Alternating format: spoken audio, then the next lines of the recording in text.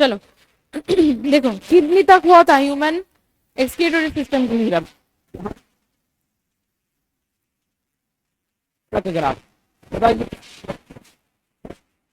किसको human excretory system में कितना हुआ था?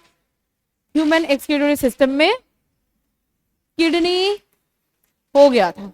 ओके, तो आज हम पढ़ेंगे किडनी का यूनिट। यूनिट ऑफ किडनी क्या है? बहुत सारे नेफ्रॉन्स हैं। ठीक है, तो हमें नेफ्रॉन का स्ट्रक्चर के बारे में हमें पढ़ना है। नेफ्रॉन, ठीक है। एक क्वेश्चन यहां से आते हैं कि टोटल नेफ्रॉन कितना होते हैं एक किडनी में नेफ्रॉन होते हैं 1 million nephron in each kidney. एक किडनी में total 1 million of nephron present होते हैं। ठीक है, तो किडनी को फंक्शनल एंड स्ट्रक्चरल यूनिट कहा जाता है। Nephron is the nephron is the structural and functional unit of kidney. Kidney के स्ट्रक्चरल एंड फंक्शनल यूनिट किसको कहा जाता है? एक नेफ्रॉन का 2 पार्ट होते हैं। अभी डायग्राम बनाएंगे, समझ में आएगा। एक नेफ्रॉन का 2 पार्ट होते हैं। एक नेफ्रॉन में 2 पार्ट प्रेजेंट होते हैं। ठीक है, एक पार्ट को कहा जाता है ग्लोमेरुलस और एक पार्ट को कहा जाता है ट्यूब्यूल और नेफ्रॉन और रेनाल ट्यूब्यूल। देखो, renal in the sense, renal का मतलब ही होता है किडनी के साथ रिलेटेड कोई भी बात है, किडनी का मतलब ही होता है renal. So glomerulus and renal tubule. तो पहला बात हमें समझना है कि ग्लोमेरुलस का मतलब क्या है। देखो, जब एक नेफ्रॉन का डायग्राम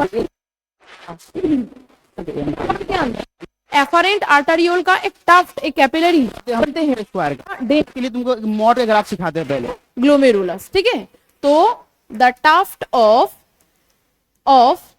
कैपिलरी, और ये कैपिलरी कौन सा पार्ट का है? ब्लड वेसल का एफरेंट आर्टरियोल। ठीक है, the tuft of capillary formed by, किस करता है ये डिसाइड करेगा, तो बनते हैं इसको। ठीक है, कॉल्ड, इसको कहा जाता है कॉल्ड ग्लोमेरुलस। इसको ग्लोमेरुलस कहा जाता है। और जो रेनल ट्यूब्यूल है, इस रेनल ट्यूब्यूल में है टोटल कितना पार्ट? टोटल पार्ट है 3, टोटल पार्ट है 4। ठीक है, रेनल ट्यूब्यूल में टोटल पार्ट है 4 ट्यूब दिखता है इसमें। क्या क्या है ये ट्यूब? फर्स्ट तो इसमें होता है पीसीटी मतलब होता है प्रॉक्सिमल कन्वॉल्यूटेड ट्यूब्यूल। दूसरा इसमें होते हैं हेनलीज लूप। हेनली एक साइंटिस्ट का नाम है, हेनलीज लूप।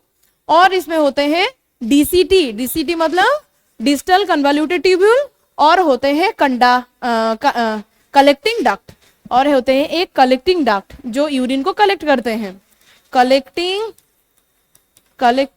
डक्ट।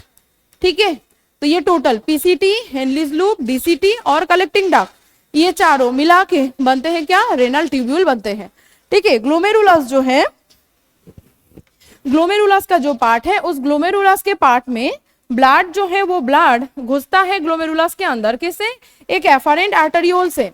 तो यहाँ पे actually blood enter into the nephron by किससे जाते हैं? बाय एफरेंट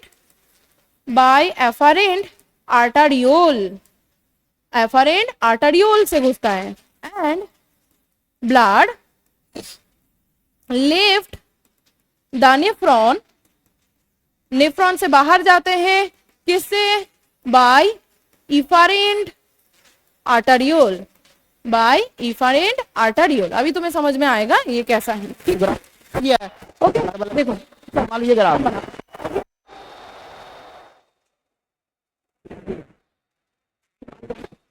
आपको लिखना नहीं है, ये लिखो, एग्जाम्पल लिख लो, दिख रहा है तो देखो क्या यार मैं एक नेफ्रॉन का दो हिस्सा होते हैं, एक हिस्से में साथ साथ सकते हैं ग्लोमेरुलस को और एक हिस्से में हम सकते हैं यार सुनने जो रेनल ट्यूब्यूल है।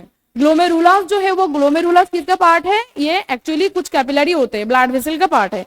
कौन सा ब्लड वेसल होते हैं इसमें, बांझ एक्चुअली किसका, एफरेंट आर्टरियोल का। ठीक है, ये एफरेंट किडनी के नेफ्रॉन के एक जगह में जाके एकदम कन्वोल्यूटेड स्ट्रक्चर बनाते हैं जिसको ग्लोमेरुलस बोलते हैं। ग्लोमेरुलस में एक ब्लड वेसल होगा, यानी कि नहीं आता तो एफरेंट आर्टरियोल, और जितना भी ब्लड हमारे बॉडी में किडनी आते हैं उस करके दिखाते हैं, यार सुनना है। बनाना है तुम्हारा 1s का ग्राफ है ना, और एक लिखा हुआ ये तुमको आता है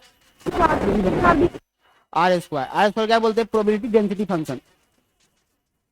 चलो इन दोनों बना दो, दोनों का बना किससे जाते हैं, एफरेंट आर्टरियोल से। नॉलेज तुमको किया है किससे, एफरेंट आर्टरियोल से, और बाहर जो चले जाते हैं वो किससे जाते हैं, एफरेंट आर्टरियोल से वो बाहर चले जाते हैं।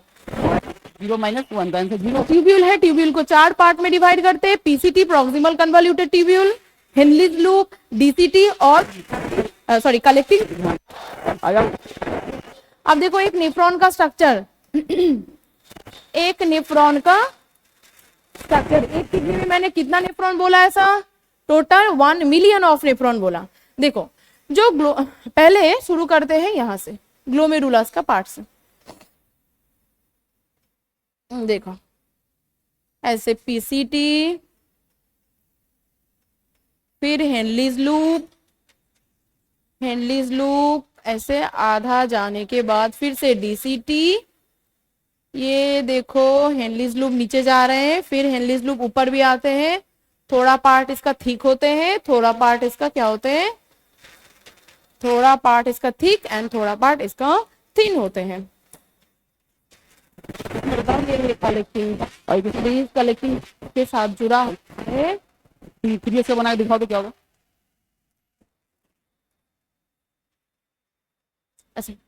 ठीक है। ये एक नेफ्रॉन का स्ट्रक्चर है, जहां यहाँ कटा हुआ दिख रहा है यहाँ से और भी नेफ्रॉन जुड़ा है, ठीक है। हम एक को देखते हैं, देखो पहले देखो ये जो नेफ्रॉन है, इस नेफ्रॉन में इस जगह में इसके साइड में कुछ स्पेशल सेल होते हैं जो फिल्ट्रेट में बहुत ज्यादा इंपॉर्टेंट है, ठीक है। यहाँ पे ओके, ये यहाँ पे कुछ सेल होते हैं स्पेशल, ये सब सेल का नाम है पोडोसाइट सेल, ठीक है। जो ब्लड वेसल का पार्ट है तो वो ब्लड वेसल यहाँ बॉडी के दूसरा जगह से यहाँ आके कैपिलरी बना लेते हैं, फिर कुछ पार्ट इस ब्लड वेसल का ऐसे बाहर चले जाते हैं। जो ब्लड वेसल अंदर आ रहे हैं और जो ब्लड वेसल बाहर जा रहे हैं, जो अंदर आ रहे हैं इसका नाम है एफरेंट आर्टरियोल, और जो बाहर जाते हैं इसका नाम है efferent आर्टरियोल,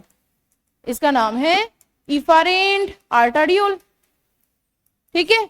efferent arteriole and efferent arteriole. कौन लेके आया पार्ट को, एफरेंट आर्टरियोल। कौन अंदर से बाहर चला गया, इफरेंट आर्टरियोल। बीच में जो दिख रहा है एकदम कन्वोल्यूटेड कंडीशन में जो कैपिलरी, इसका नाम है ग्लोमेरुलस, तो ग्लोमेरुलस का मतलब, ठीक है, ग्लोमेरुलस, ओके, मतलब ग्लोमेरुलस में हम लोग लाइन बाय लाइन पढ़ रहे थे, तुमको समझ में आ रहा था। एग्जाम में कोई एक ही क्वेश्चन आएगा ना, है कैपिलरी आर्टरियोल बना, ठीक है। ये जो पोडोसाइट सेल है, ये जो लाइनिंग है, इसको कहा जाता है बाउमैन कैप्सूल, ठीक है, बाउमैन्स कैप्सूल।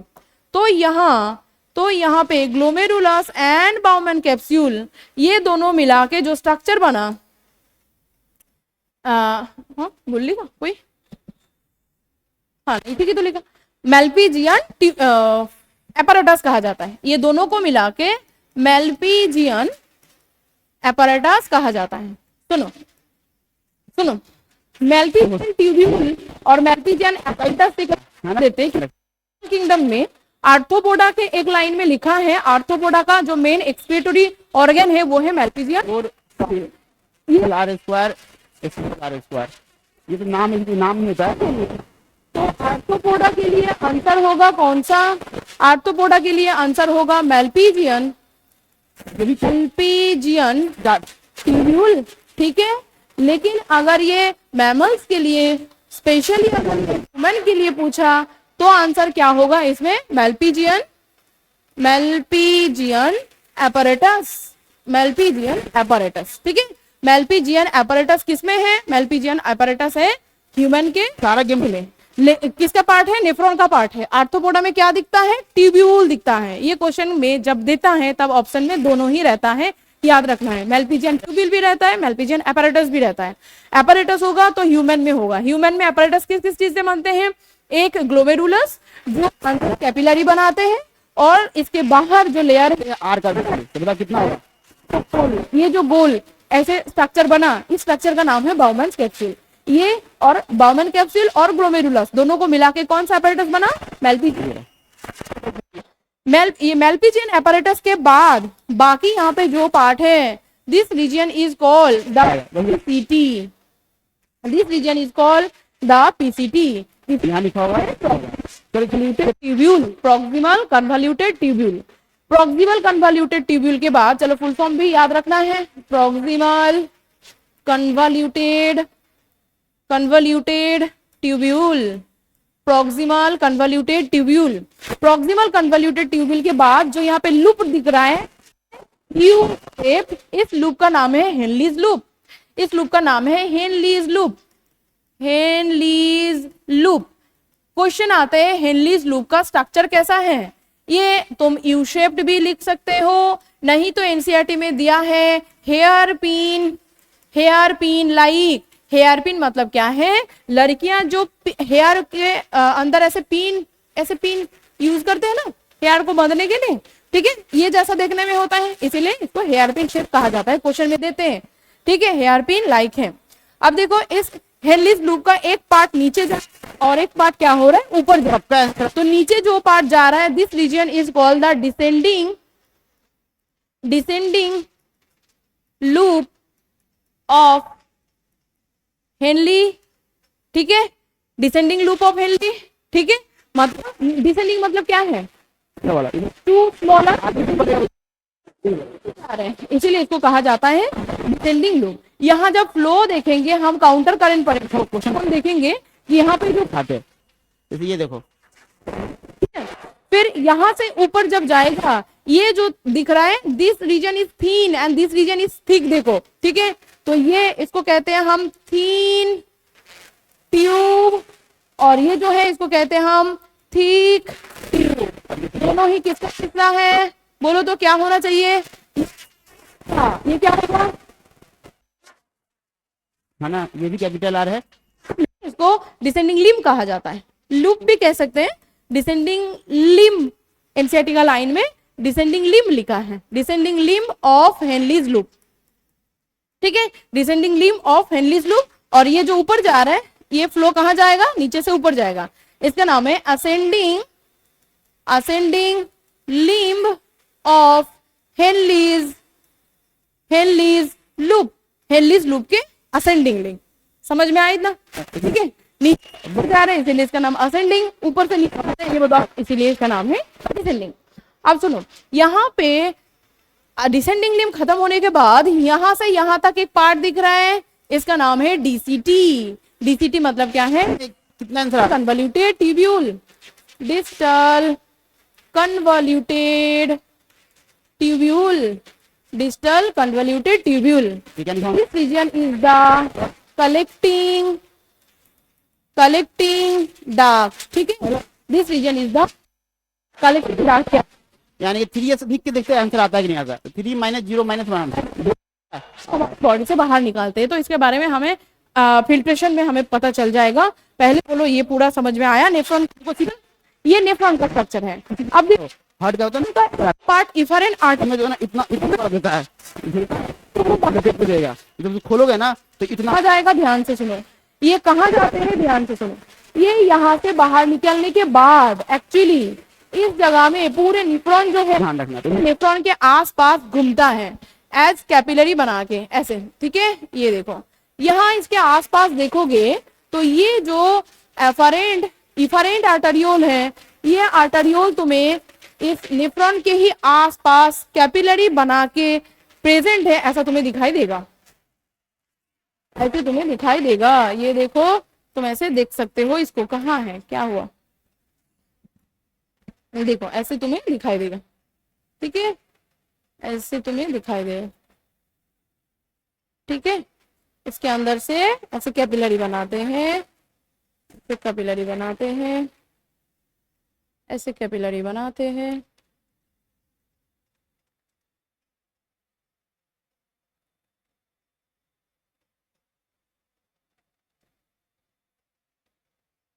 एक सेकेंड, चलो देखो, ये देखो ऐसे कैपिलरी बनाएगा, ठीक है।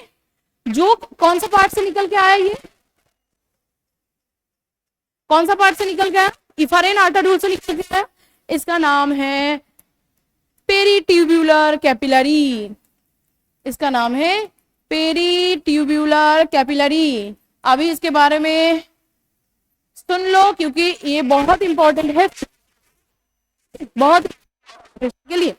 इसका एक पार्ट ऐसे ऊपर भी जाते हैं, देखो एक तो है नहीं, ये अंदर से बहुत सारा ऐसे ऐसे अंदर से ऐसे ऊपर भी, ऊपर की तरफ भी एक इसका लिम्ब जो है वो तरफ जाते हैं, ठीक है। सुनो,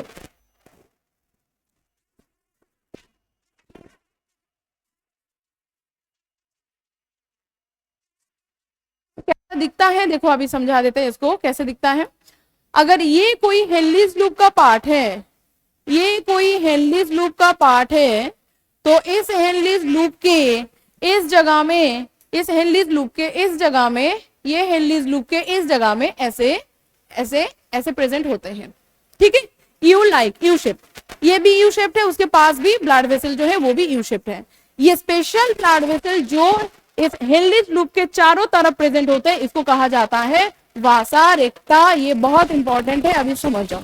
वासा रेक्टा किसका पार्ट है, किसका पार्ट है, पेरीट्यूब्यूलर कैपिलरी का ही पार्ट है। पेरीट्यूब्यूलर कैपिलरी का ब्लड वेसल हेनलीज लूप के चारों तरफ यू शेप बना के इसके पास रहते हैं। ये बहुत इंपॉर्टेंट है, जब एक न्यूट्रॉन के अंदर फिल्ट्रेशन चलेगा, उसमें से कुछ चीजें न्यूट्रॉन प्रोवाइड करता है और कुछ चीजें ब्लड वेसल से इस एक्सचेंज के टाइम यहाँ पे जरूरत है, ब्लड वेसल यहाँ पे बहुत इंपॉर्टेंट जरूरी है। चलो लिखो, इसको डायग्राम बनाओ जल्दी।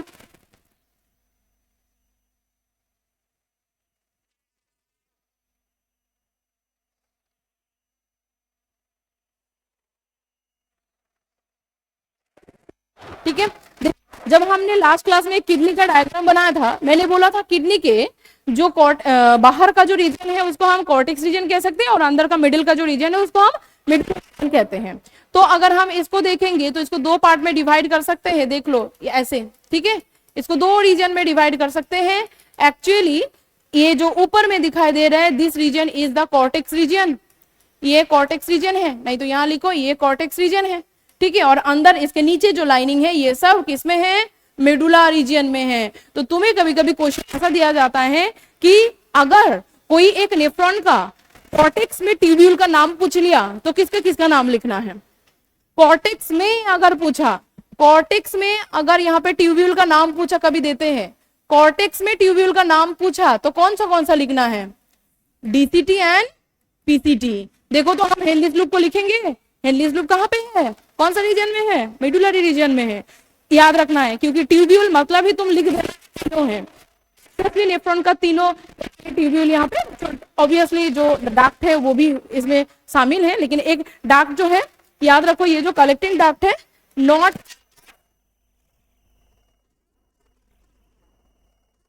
पार्ट है नहीं है, ठीक है, एक नेफ्रॉन का पार्ट है नहीं, नेफ्रॉन यहाँ पे कलेक्टिंग नेफ्रॉन का पार्ट नहीं है, ये बहुत सारे नेफ्रॉन यहाँ पे आके ऐड होते हैं, नेफ्रॉन का ही सिक्रेशन को ये कलेक्टिंग डक्ट कलेक्ट करते हैं, ठीक है। हो गया ये पेज, ठीक है। चलो अब देखो, नेफ्रॉन को ना दो टाइप में डिवाइड किया जाता है, क्वेश्चन पूछा जाता है यहाँ से।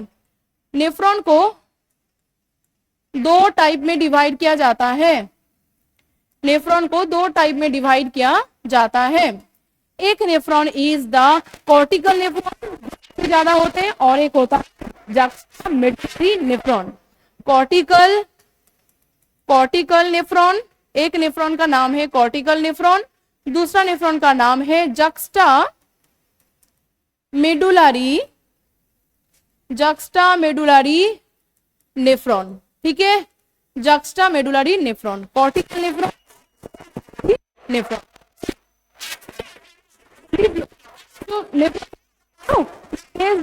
Length of the Henle's loop के ऊपर, यहाँ पे क्या होता है, यहाँ पे length of Henle's loop is क्या होते हैं, शॉर्ट होते हैं, छोटा होते हैं, जिसमें उसको कहते हैं हम लोग कॉर्टिकल नेफ्रॉन। टोटल नेफ्रॉन में से 85% नेफ्रॉन कॉर्टिकल नेफ्रॉन है, बाकी जो 15% नेफ्रॉन है वो किसका पार्ट है, जक्स्टा मेडुलरी नेफ्रॉन के पार्ट है। इसमें क्या होते हैं, इसमें length of Henle's loop is क्या होते हैं, लॉन्ग होते हैं। यहाँ हेनलीज लूप का लेंथ जो है वो बहुत लंबा होते हैं। इवन यहाँ पे Henle's loop does not go more in medulla, क्योंकि ये बहुत ज्यादा लंबा होता नहीं है, इसीलिए यहां हम देखते हैं हेनलीज लूप जो है वो बहुत ज्यादा लंबा मेडुला तक जाता नहीं है। तो ये हो गया पीसीटी, ये हो गया इसका एसए डीसीटी, ये देखो Henle's loop, this region is the SA, ठीक है, ऐसे, ठीक है, दिस रीजन ऐसे। ओके, चलो अब देखो देखो ये जो कॉर्टेक्स रीजन है, देखो कॉर्टेक्स रीजन ऐसा दिखाई देते हैं, चलो कॉर्टेक्स रीजन ऐसे दिखाई देते हैं। कॉर्टेक्स रीजन में बहुत ज्यादा नहीं जाता साइज, लेकिन जक्स्टा मेडुलरी में क्या होगा, इसमें क्या होगा, हेनलीज लूप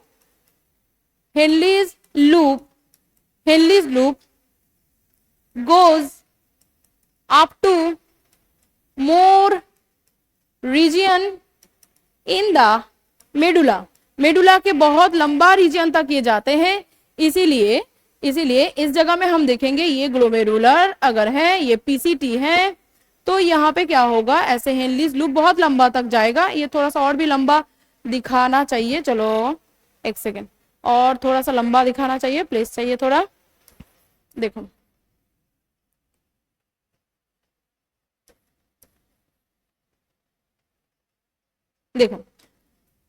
अगर ये ग्लोमेरुलस है तो ये देखो पीसीटी, ये देखो हेनलीज लूप बहुत लंबा है, ये देखो डीसीटी, ये देखो ऐसे, ठीक है। यहाँ पे क्या होगा, ये देखो, ठीक है, कितना लंबा हेनलीज लूप गया, ये कौन सा है, हेनलीज लूप, बहुत लंबा हेनलीज लूप गया। ये देखो बहुत छोटा सा हेनलीज लूप। क्वेश्चन क्या देते हैं, कौन ज्यादा होते हैं, टोटल की एक्स्ट्रा ग्लोमेरुलर होते हैं।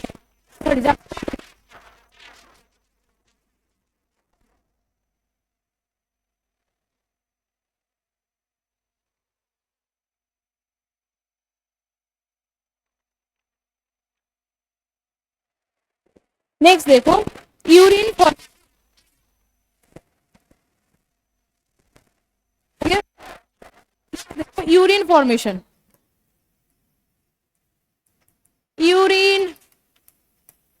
फॉर्मेशन, सुनो, तो यूरिन फॉर्मेशन के लिए कुछ स्टेप नेफ्रॉन में होते हैं, होते हैं, ठीक है। एक ग्लोमेरुलर फिल्ट्रेशन होता है, दूसरा सेकेंड में क्या होता है, ग्लोमेरुलर फिल्ट्रेशन के साथ साथ रीअब्जॉर्प्शन होते हैं, और तीन इसमें क्या होते हैं, रीअब्जॉर्प्शन के साथ साथ सिक्रेशन होते हैं, सिक्रेशन होता है। चलो क्या है बात समझेंगे, फास्ट हमें समझना है। ग्लोमेरुलर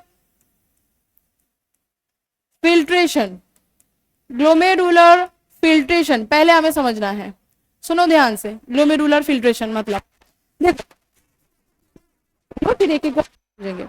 यूरिन फॉर्मेशन कैसे होता है पहले समझो। देखो, जब एक नेफ्रॉन के पास आते हैं ब्लड वेसल, कौन सा ब्लड वेसल? एक्चुअली हमारे बॉडी में एमोनिया को प्रोड्यूस किया था। क्या प्रोड्यूस किया था? एमोनिया को प्रोड्यूस किया था।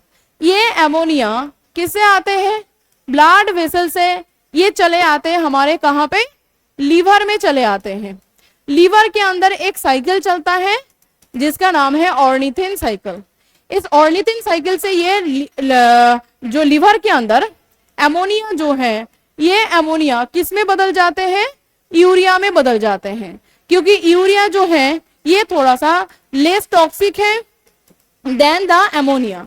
क्योंकि एमोनिया हम बाहर बॉडी से निकाल सकते हैं, क्योंकि हम लोग एक्वाटिक रीजन में रहते हैं। निकालने के लिए क्या चाहिए? ऑब्वियसली पानी होना चाहिए। तो हमारे आसपास जब एक्सक्रीटोरी मटेरियल को छोड़ते हैं हम लोग, तो एमोनिया रहता नहीं है, इसलिए हम यूरिया बनाएंगे। यूरिया बनाने के बाद ये आते हैं ब्लड वेसल से। तो हम समझ सकते हैं ये ब्लड वेसल कौन सा ब्लड वेसल है? Afferent arteriole. This afferent arteriole से क्या होगा? ये एंट्री करेगा कहां पे? एंट्री करेगा कहां पे? किडनी में। किडनी का कौन सा जगह में एंट्री किया? देखो बता सकते हैं, ग्लोमेरुलस में एंट्री किया। ग्लोमेरुलस में एंट्री किया। सुनो, cell excretory by product, nitrogenous by product क्या बनाया? एमोनिया बनाया। ये एमोनिया डायरेक्टली हम बॉडी से बाहर नहीं भेज सकते क्योंकि ये बहुत ज्यादा टॉक्सिक है। ये पहले ब्लड वेसल से कहां पे आएगा? और जाते हैं किसमें? यूरिया में। ये यूरिया क्या होते हैं? थोड़ा सा लेस टॉक्सिक होते हैं देन द एमोनिया। ये यूरिया ब्लड वेसल से आएगा, फिर ये क्या कहां पे घुसेगा? ये एफरेंट आर्टरियोल में घुसेगा। आर्टरियोल में जब घुसता है, मतलब हम समझ सकते हैं एफरेंट आर्टरियोल किडनी का पार्ट है। किडनी का कौन सा रीजन में है? ग्लोमेरुलस में है। क्या हुआ? ग्लोमेरुलस में आया। अब चले एक बार पीछे, हो गया ये लाइन? ठीक है, इस लाइन में आ जाओ। देखो, ये देखो एफरेंट आर्टरियोल, इस जगह में इसके साथ साथ यूरिया आया। कौन आया? ये देखो यूरिया आया। तो ये जो यूरिया है, ये यूरिया क्या होगा? इस ब्लड वेसल में है। तो इस ब्लड वेसल से क्या होना है? फिल्ट्रेट होना है। फिल्ट्रेट होके कहां पे जाना है? इस बाउमेन कैप्सूल के अंदर जाना है ना? तो बाउमेन कैप्सूल के लाइनिंग में एक सेल था स्पेशल, उसका पोडोसाइट सेल। पोडोसाइट सेल यहाँ पे फिल्ट्रेशन करके ब्लड वेसल से, ध्यान से सुनो, पोडोसाइट सेल एक फिल्ट्रेशन का काम करते हैं। बिल्कुल बनाने के बाद छानते हैं, ऊपर चले जाते हैं। यहाँ पे पोडोसाइट सेल का काम है। पोडोसाइट सेल इस ब्लड वेसल से फिल्ट्रेट को लेके ये जो बाउमेन कैप्सूल है, उस बाउमेन कैप्सूल, ठीक है, बात समझ में आया? इसी को हम लोग कहते हैं फिल्ट्रेशन ऑफ बाउमेन कैप्सूल। इसी को हम कहते हैं, यहाँ पे क्या हो रहा है? ग्लोमेरुलस में फिल्ट्रेशन हो रहा है। टोटल पर मिनट में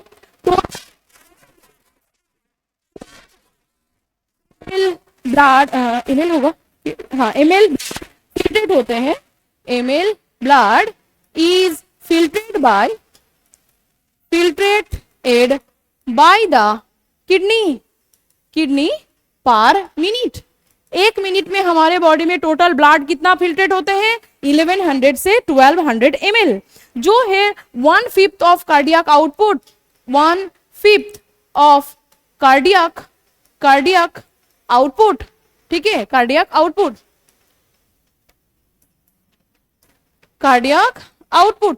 टोटल कार्डियक आउटपुट कितना होता है पता है? कार्डियक आउटपुट मतलब एक मिनट में कोई भी ह्यूमन के बॉडी से कितना ml ऑफ हार्ट एक मिनट में ट्रैवल करके चले जाते हैं? कितना? 5000 ml, ठीक है, कितना? 5000 ml of blood okay total कितना ब्लड फिल्टर्ड नहीं सॉरी, टोटल कितना ब्लड हमारे हार्ट के अंदर 1 मिनट में घूम के चले जाते हैं 5000 ml देखो, और उसमें फिल्ट्रेशन कितना हो रहा है 1100 टू 1200, तो ये कितना हो गया टोटल आउटपुट का 1/5 ऑफ द टोटल आउटपुट। ये क्वेश्चन में दे देते हैं, कभी कभी ये पूछा जाता है, ठीक है, क्वेश्चन में पूछा जाता है, ठीक है। अब देखो सुनो, एनसीईआरटी का ना 2 लाइन दिया है और हर बच्चे का वो 2 लाइन से बहुत कंफ्यूजन है, बहुत ज्यादा कंफ्यूजन है। बाद में फिर से पूछने लगोगे कि मैम ये दोनों तो लिखा है, यहाँ लिखा है 1100 टू 1200 ब्लड फिल्ट्रेट होते हैं कहाँ पे, हमारे इसके अंदर क्या बोलते हैं, जो हमारा बाउमन कैप्सूल है। ये देखो यहां से पर मिनट में कितना ब्लड का फिल्ट्रेशन होता है 1100 टू 1200, और एक लाइन में लिखा है 125 ml ऑफ ब्लड फिल्ट्रेट बनते हैं पर मिनट में। मतलब यहाँ जो फिल्टर, यहाँ जो आएगा ना ब्लड से जो आएगा उसमें आरबीसी नहीं रहता है, इसमें जो आएगा इसको कहते हैं फिल्ट्रेट। आफ्टर फिल्ट्रेशन जो लिक्विड यहाँ पे आते हैं उसको कहते हैं फिल्ट्रेट। इस फिल्ट्रेट पर मिनट में कितना बनते हैं 125 ml पर मिनट। तो क्या बात हो गया, ब्लड फिल्ट्रेशन हो रहा है 1100 टू 1200 ml पर मिनट, लेकिन फिल्ट्रेट होके कितना आ रहा है 125 ml पर मिनट। समझ में है, मतलब यहाँ ब्लड फिल्ट्रेशन होने के लिए कितना आएगा मिनट में 1100 टू 1200। वहां से सारे चीज तो फिल्ट्रेट नहीं होते, कुछ सिलेक्टेड चीजें फिल्ट्रेट होके यहाँ पे आते हैं, तो फिल्ट्रेट जो होगा वो पर मिनट में कितना होगा 125 ml, ठीक है। तो हमें ये याद रखना है 125 ml 125 ml of filtrate is produced in the Bowman capsule. Bowman capsule में टोटल कितना बनते हैं 125 ml पर मिनट में 125 ml, ठीक है।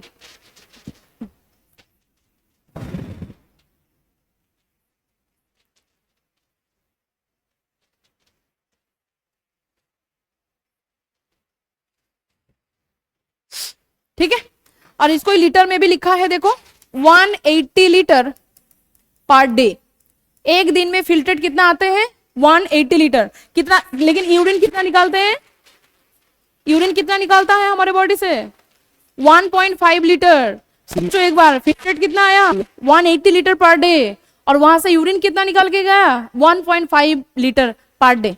बस 1.5 लीटर, 1 से 1.5 लीटर तक यूरिन बनते हैं हमारे बॉडी में, जहां फिल्ट्रेट कितना हुआ था 180। तो बाकी कहाँ गया, बाकी सारे चीज एब्जॉर्ब हो गया फिर से वापस बॉडी में। तो यहाँ पे देखो, यहाँ देखो एक्चुअली क्या बन रहा है, ये देखो अगर ये बाउमन कैप्सूल है तो इस बाउमन कैप्सूल के पास जो ब्लड वेसल आया था, जो ब्लड वेसल यहाँ पे आया था, उस ब्लड वेसल में से टोटल फिल्ट्रेट करके जो आया यहाँ पे, इसको हम क्या कहेंगे, इसको कहेंगे हम लोग फिल्ट्रेट, इसको कहेंगे हम लोग फिल्ट्रेट। तो ये जो फिल्ट्रेट है, ये फिल्ट्रेट में क्या क्या होते हैं सुनो, दिस फिल्ट्रेट कंटेन बहुत सारा H2O, बहुत सारे आयन, बहुत सारे न्यूट्रिएंट में से कौन सा न्यूट्रिएंट क्वेश्चन में देते हैं, ग्लूकोज आते हैं इसमें, ठीक है, H2 आते हैं, आयन आते हैं, ग्लूकोज आते हैं, ये सब। बट याद रखना है no RBC and no large protein. कोई लार्ज प्रोटीन नहीं आता है, नो लार्ज प्रोटीन नहीं आता। अगर आरबीसी आ जाता तो इसका कलर क्या होता, रेड कलर का होता, लेकिन फिल्ट्रेट का भी रेड कलर का हो सकता है, यूरिन का भी, नॉर्मल यूरिन का भी रेड कलर का होता है। अगर ब्लड आ जाते हैं बाई चांस तो उसमें जो डिजीज होता है उसको हिमाचुरिया कहा जाता है, यूरिन से भी ब्लड निकल के जाते हैं, वो एक डिजीज है, ठीक है। तो ये फिल्ट्रेट में क्या है, H2O होगा ढेर सारा, बहुत सारे आयन होगा, आयन में K+ होगा, K+ होगा, समझ में आ जाएगा तुम्हें, H+ होता है, HCO3- होते हैं, न्यूट्रिएंट में से ग्लूकोज आ जाता है। आप बोलो तो ग्लूकोज भी नॉर्मल है यूरिन में आना, यूरिन में ग्लूकोज नॉर्मल नहीं है, तो इसीलिए ग्लूकोज यहाँ पे आ जाते हैं, लेकिन फिर वापस जब यहाँ पे पीसीटी होते हैं ना, इस पीसीटी से फिर से वापस ब्लड वेसल में चले जाते हैं, ठीक है, क्योंकि ग्लूकोज हमें बॉडी से निकालना नहीं है, क्योंकि बॉडी से अगर जाएगा तो उसको क्या डिजीज कहा जाता है, नया पुट करना है पूरा कहा जाता है ग्लाइकोसूरिया। मतलब बॉडी से यूरिन के थ्रू जब ग्लूकोज निकालते हैं बाई चांस, वो डिजीज है, ठीक है। तो ये हो गया फिल्ट्रेट, फिल्ट्रेट में ये सारे चीजें होते हैं। प्लाज्मा के साथ यही डिफरेंस है सबसे ज्यादा, इसमें आरबीसी नहीं होते हैं, इसमें लार्ज प्रोटीन्स जो है वो लार्ज प्रोटीन नहीं होते हैं। सुनो, ये जो 125 ml ऑफ जो फिल्ट्रेट बनते हैं इसको GFR भी कहा जाता है। GFR मतलब है ग्लोमेरुलर फिल्ट्रेशन रेट, ठीक है। ग्लोमेरुलर फिल्ट्रेशन रेट बोला जाता है। ग्लोमेरुलर फिल्ट्रेशन रेट डेविएशन होते हैं उसको ग्लोमेरुलर फिल्ट्रेशन रेट कहा जाता है, ठीक है। चलो आज इतना हो पाएगा। नेक्स्ट क्लास में हम ग्लोमेरुलस से कैसे फिल्ट्रेशन होते हैं, नेक्स्ट क्लास का टाइम हो गया। ग्लोमेरुलस